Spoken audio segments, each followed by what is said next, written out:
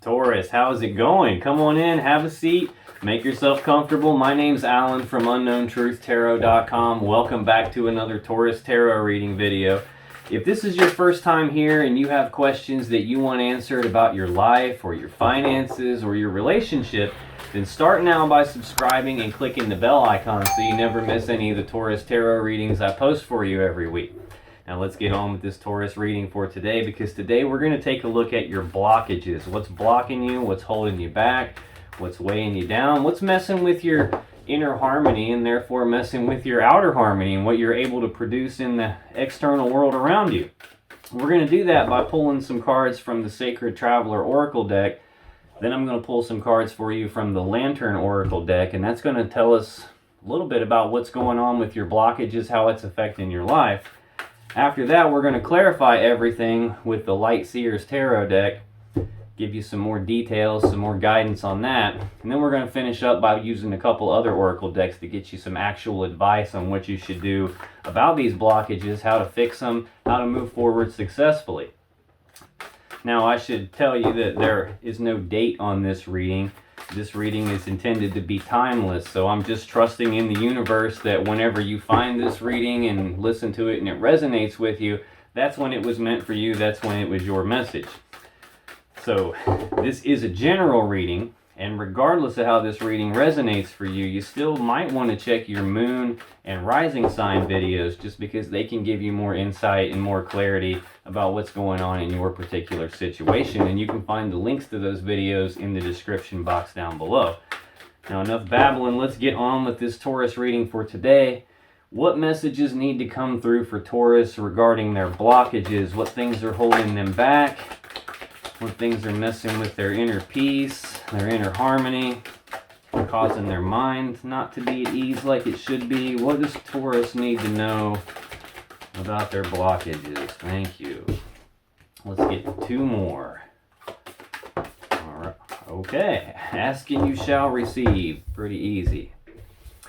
On the bottom of the deck, the overall energy of this reading is fogged in. Go slow. Take time. So, it looks like you might be fogged in with something here. You might be a little hazy, a little fuzzy, a little confused, not sure what to do going forward from where you are right now, and you're being instructed to go slow and take your time here. Now, we also got traveling lightly, simplify your life. Joy and delight, open your heart to joy. Great adventure, take a risk and venture forward. I just noticed we've got a very similar looking boat in both of these cards. Moving forward, going slow, taking a risk, opening your heart, simplifying your life. So you might have things a little bit more complicated than they need to be, at least internally. You're being asked to move forward, take some sort of risk, and open your heart to joy. I don't know if you're feeling closed off or something, but we're going to get some more information from the Lantern Oracle. This usually gives me a lot more details here. Okay, thank you. What messages need to come through for Taurus regarding their blockages? Anything that's holding Taurus back? Anything that's messing with Taurus's inner harmony? Causing their mind not to be at peace? Okay, we'll take it. It's so funny, I just did the Capricorn reading, and this is the card that ended up on the bottom of the deck for them. They also got fogged in, so I don't know if you have close ties to Capricorn or if you have a lot of Capricorn in your chart. Just kind of, I noticed that I just did that reading maybe 15 minutes ago. Okay, so from the Lantern Oracle, you got number 17, misalignment. Miracles become normal once we face all of the aspects of our life in the same direction. So there's some aspect of your internal self that's misaligned here, which could be why you're feeling a little foggy, a little fogged in, like maybe unclear about some things. You're being asked to simplify your life. Now, we also got number 9, responding, not reacting. And this one says, the only control we have is in how we respond to the hand we are dealt. So I don't know if you've been dealt a crummy hand here, but or if you maybe lost your temper with something, but it's asking you to respond and not react. Then we have the Lantern. Consciousness is light. So this is about shining this reminds me of the Hermit card a lot, about going internal, shining your inner light on the things that are inside of you, trying to find out what's going on, like bringing elements of your shadow, like things that you may have suppressed or pushed down or not wanted to deal with because they were painful, or maybe even aspects of yourself that you don't like, misalignment here. So this is about shining your light on that stuff and becoming consciously aware of it, which is kind of what we're trying to do with this reading. So let's get some tarot on this and see what we can find out. We're going to start by clarifying this number 17, misalignment. Tell me more about misalignment for Taurus, please.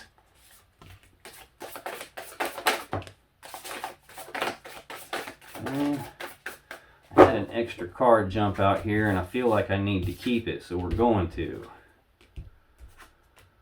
Okay. On the bottom of the deck, we have the Page of Wands. And again, this showed up in the Capricorn reading. So I don't know if you have strong Capricorn placement in your chart somewhere, or if you just have some strong Capricorn in your life, or maybe this is completely unrelated to Capricorn. I don't know. It's just kind of peculiar that we're seeing a lot of the same cards here. And look, I just got done talking about this Lantern card reminding me of the Hermit, and we got the Hermit next right under this Page of Wands. So the Page of Wands is about having that childlike enthusiasm, having a lot of passion, a lot of desire, being willing to take the first steps down a new path towards something that you have a lot of passion and desire for. It's like the Minor Arcana version of the Fool card. It's about having fun and just going for it. Opening your heart to joy. You can see the joy in this person. They're flipping the baton up in the air like they're having a great time with it. And this is about taking the first step down a new path, on some new adventure, some new project, some new something that you're going toward that you have a lot of passion and desire for. And we've got this great adventure card here, taking a risk, venture forward. So in terms of the misalignment here, first card that came out was this Five of Swords, and then this one came out like as I was laying it down, this one just kind of fell off the top of the deck onto it. And this is the Eight of Cups. So the Five of Swords is a painful situation. Fives are about conflict, and swords are about thoughts and communication. So this is painful thoughts, painful communication. This could be negative thought patterns that you have about yourself. Miracles become normal once we face all of the aspects of our life in the same direction. So you've got some things that aren't facing in the same direction here. And it's conflicts inside your thoughts, conflicts inside your mind. And we have the Eight of Cups. This is detachment. This is like emotional detachment, physical detachment, physically walking away from something. This is about choosing a new path. Like normally there are 8 cups of love on this card, and it shows a person walking away from that, going somewhere else. And it's like you could survive on these 8 cups, drinking out of these 8 cups, but it's just not, it's not what you really want. It's not what's emotionally fulfilling for you. And this is about making that decision to leave it all behind and venture down a new path, walking off, going in search of your 9th and your 10th cup. What's going to bring you your wish fulfillment, your personal emotional happiness? That's what you're going off in search of here. So I think you're being encouraged to walk away from these negative thought patterns. These, maybe you say things to yourself in your own head that you wouldn't say to other people because they're hurtful. Maybe you have negative beliefs about yourself. You have certain aspects of yourself that are not in alignment with other aspects of yourself, which is probably why you're feeling foggy. Maybe like you don't know what you're quite doing, which direction to go, how to get there. And you're being asked to simplify your life by walking away from these negative thought patterns. Whatever this painful situation was in the past, it's leaving all that behind. Next we have the Two of Swords. This is a decision needing to be made, only it's not being made, either because you don't have all the information you need to make that decision, or because there's something that you can't see, or something that you're refusing to look at. Yeah, this is about This is usually about like options and choices and the way you're looking at the choices that you have. And a lot of people view things like this is a decision, like I either have to choose A or B. I have to choose yes or no. I have to choose this one thing or that other thing. And they're limiting themselves to that binary thinking. It's like yes or no. It's this or that.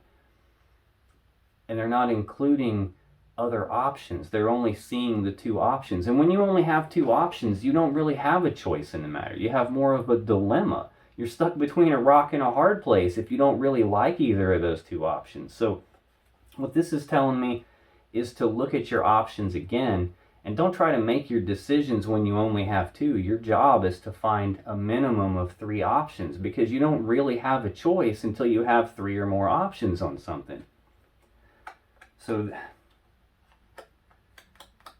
yeah, I'm feeling strongly that you need to re-look at the other options that you have, because you have more than just 2 choices here.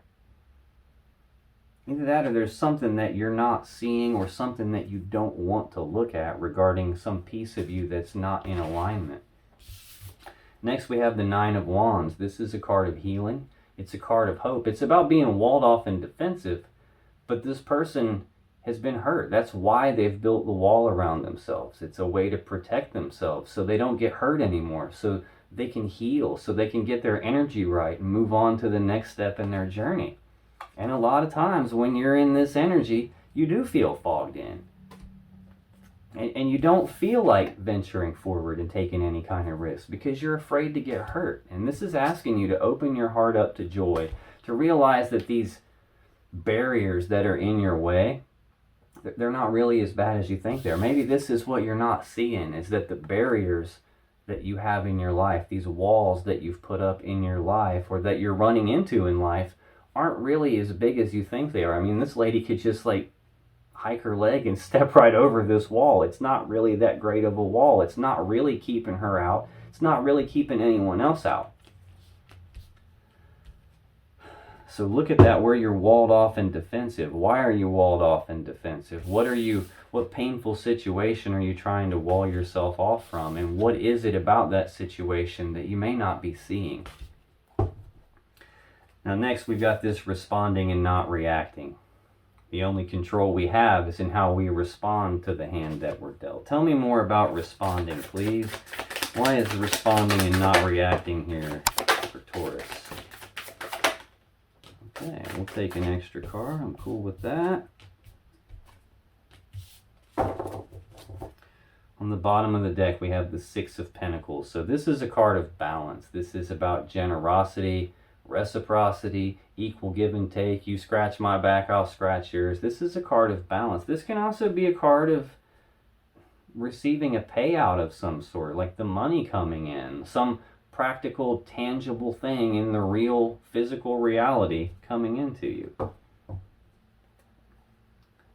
Now this could also be talking, I'm not reading reversals here, so this could, another aspect, like the shadow aspect of this 6 of Pentacles is, like, you know, if it's upside down, things not being in balance, it not being equal give and take, things not being fair and balanced. And I'm thinking that when things aren't fair and balanced, you probably don't take it very well. You probably react a little bit instead of like responding. And the difference there is, like, responding is you don't really say anything, you take time to process it, and then at a later point in time you respond out of, you know, a place of balance, out of a place of balance. Yeah, so reacting is the opposite of that. Something happens that's not quite fair, and then you react to it, you fly off the handle, you get depressed, you get sad, some gut level reaction happening, like knee-jerk reaction that you aren't really in control of. So yeah, you're in control of how you respond, not necessarily the situation. Now to clarify this, we have the 7 of Swords, the 5 of Wands, and then these two came out together, the 4 of Pentacles and Death. So the 7 of Swords, this is sometimes an energy of sneaky, deceptive behavior, lying, cheating, stealing, sneaking around behind your back, trying to get away with something. So yeah, you could have definitely run into a situation that wasn't balanced. It was more like this, And it's asking you to take a look at how you react to that versus how you respond to that. What could you do differently in those types of scenarios? But this is also a card of self-preservation. Like in the typical Rider-Waite tarot, it shows a guy stealing some swords. There's 7 swords and he's only able to carry 5, and he's walking away and leaving 2 behind. So the question is, why is the dude stealing the swords? Well, he's doing that because he's trying to, it's self-preservation. He doesn't want to be hurt by those swords. He's stealing them so that they can't be used against him. Now this can also represent leaving something behind, walking away from something and leaving it behind. We've got the 5 of Wands next. This is conflict, change. Like 5s are conflict. This is the second 5 we've got here. You've got the 5 of Swords, now the 5 of Wands. This is an internal conflict though. This is, Wands are desires. So this is a conflict in your desires. You've got a conflict in your thoughts, maybe some negative self-beliefs, some negative things you say to yourself in your own mind. This is about being pulled in multiple different directions. Again, kind of goes with this being fogged in card, not really being sure what to do and simplifying your life. Like you're pulled in too many different directions internally, and that causes struggles for you. That causes, like, you're combating yourself. You're fighting against yourself. You're slowing your own progress down. So that's a block for you too.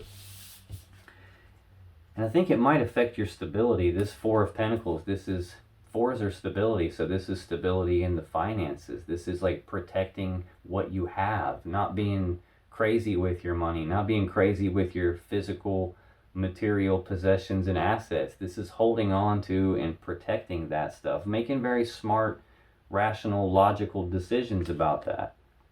This can also though represent holding on tightly to something, not wanting to let go of it, like something that, simplify your life, like there's something that you're hanging on to that maybe you shouldn't be hanging on to, and it's time to let that go. This Death card symbolizes an ending to this, a death to this. But it's also about the transformation process. It's like something dies so that it can be reborn again in a new, better way.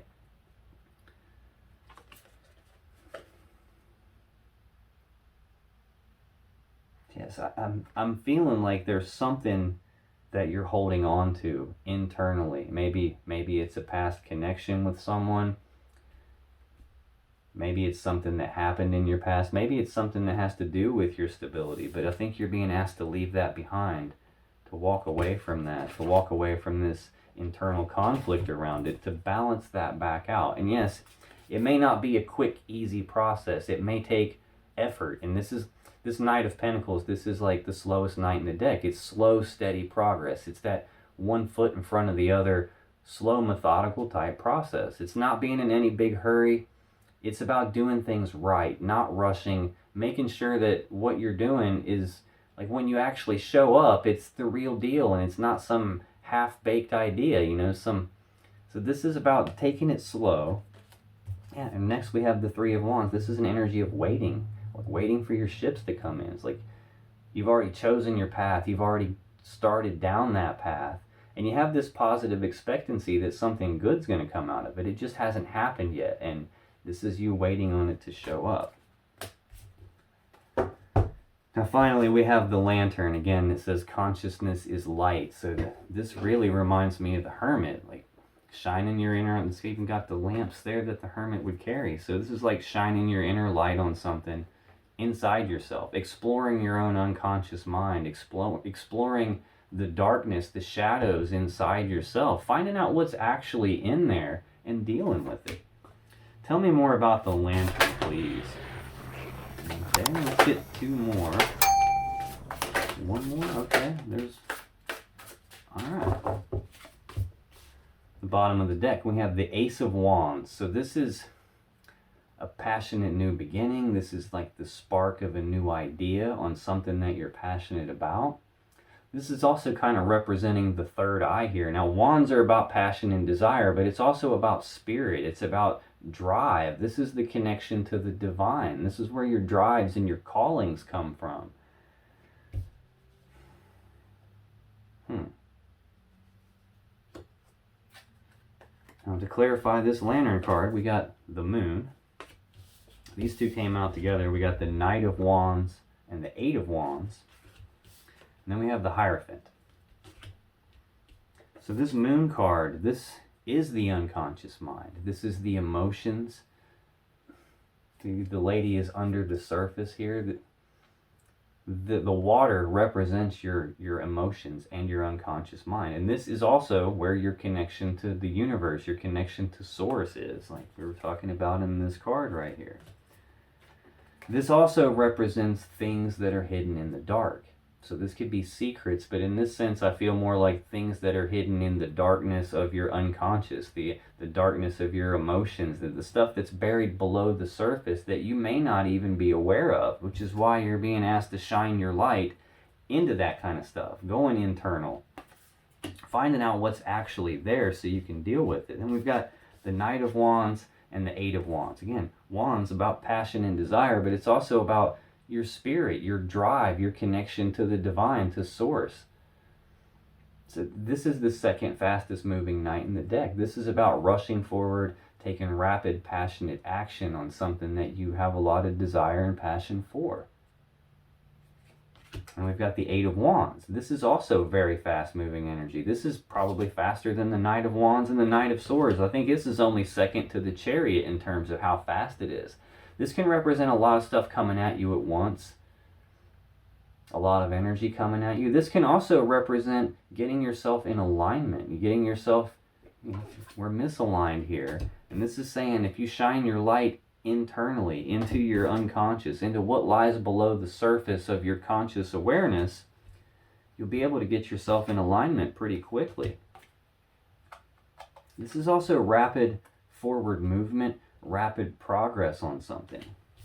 And then we have the Hierophant. This is a major arcana card. This is connection to the divine again. This is like your higher calling. This can be a new level of commitment, taking things to the next level from where you're at. This can also be about going internal and receiving guidance from the universe, from the divine. I think you have something new starting up in that area for you.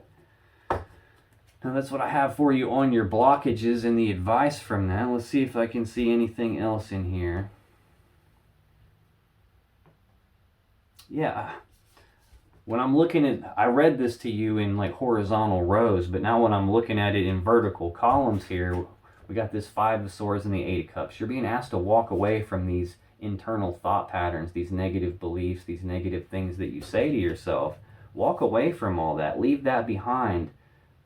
Stop yourself from being hurt in that way. Just look under the surface and you'll understand what's going on a little bit better.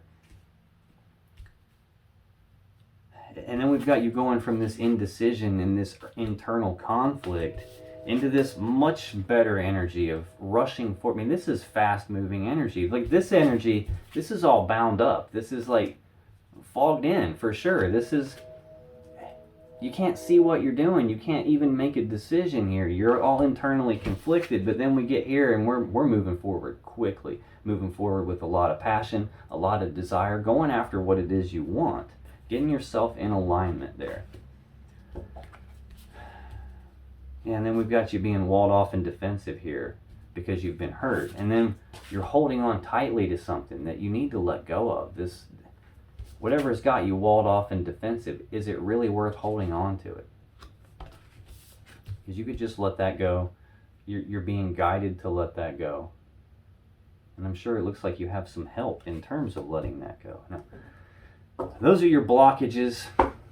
It's one thing to know what they are, to get some insight on that. It's something else to know what to do about them, how to fix those. So I'm going to get you some advice here. We're going to use the Power of Love Oracle to get you some advice cards, one for each row.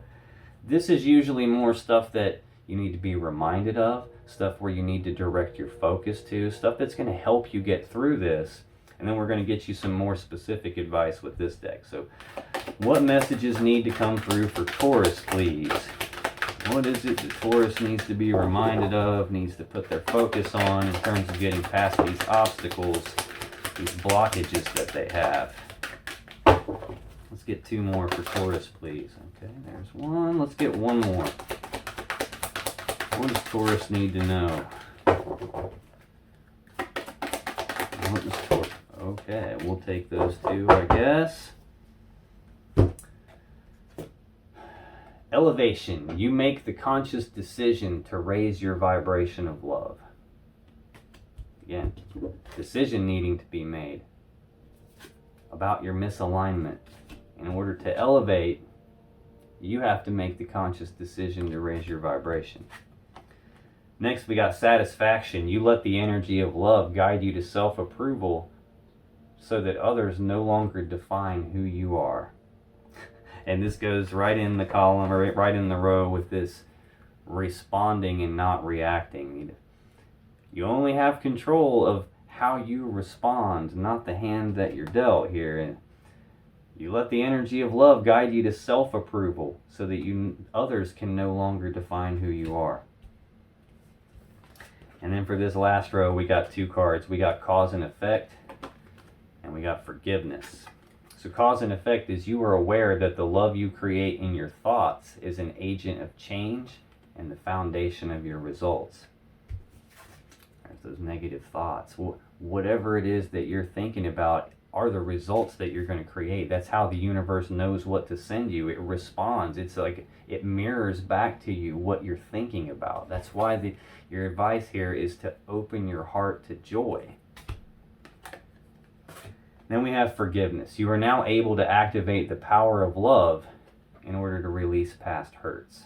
It just gave me goosebumps everywhere. So that's all fine and dandy.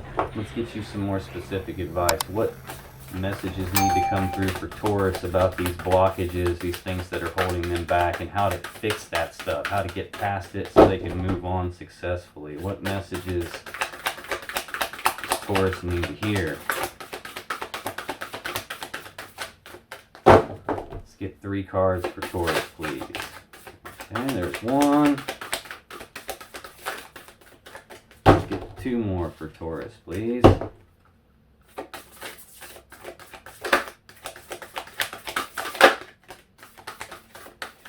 Cards are kind of hard to shuffle. They're giant. I can barely fit my hands around them. Okay, here we go. You got card number 41. Convey your meaning. And it says, reflect on the way you communicate with others and with yourself. Be sure to express your thoughts and feelings from your heart and with respect and sincerity. We saw that right at the very beginning. That's one of the things that's out of alignment for you, is the way that you talk to yourself. I feel that more strongly for you than the way you talk to others. It's entirely possible that you may talk to others that way too, but I don't really feel like that for you though. I feel like this is mostly to do with about how you think and how you feel about yourself. You're asked to spend some time thinking about that. Next you have number 4, life is better together. And it says, seek assistance from your community. Connect with family, friends, or others who will support you. It can be as simple as making a phone call. And your last piece of advice, Taurus, number 22. Take note. Your answers are being given to you. Quieting external voices and excessive noise will give you the chance to hear what is being offered. There's that support we were talking about in the last card right here. And then this is the answers are being given to you. Well, where are they being given to you from? Probably from Source, probably from the universe, from the divine. So this is asking you to reconnect with that. Calm the noise around you, what other people have to say, like right here. Self-approval so that others no longer define you. Quieting external voices and excessive noise will give you the chance to hear what is being offered. Now, if you still have questions that you want answered about your life or your relationships or anything else that's going on for you, be sure to click on any of the videos that just appeared on your screen right now. And when you do, you'll be taken to more Taurus readings that can give you more insight and more clarity about what's really going on in your particular situation. And I'll see you in the next video.